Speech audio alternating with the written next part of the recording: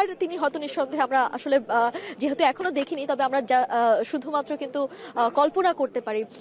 তিনি হয়তো যেই বাসটিতে করে যাবেন, তিনি হয়তো জানালার কাছে নামিয়ে একটু সাধারণ মানুষ এখানে যারা রয়েছেন তাদেরকে তিনি হাত নেড়ে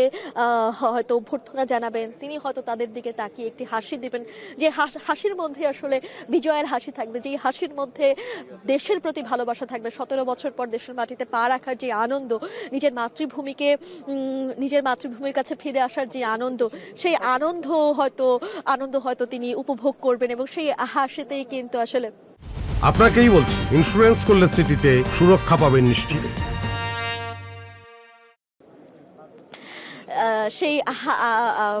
সেই হাসিতেই আসলে তার বিজয় বোঝা যাবে। একটি অদ্ভুত সুন্দর দৃশ্য দেখছিলাম, বারবার অনেকক্ষণ আগে আমরা বলেছি বাংলাদেশের মাটিতে পা রেখেছেন তারেক রহমান,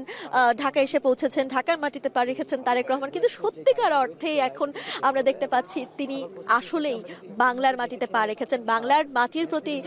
আসলে একটি সাধারণ মানুষ তার জন্মভূমির প্রতি, তার মাতৃভূমির প্রতি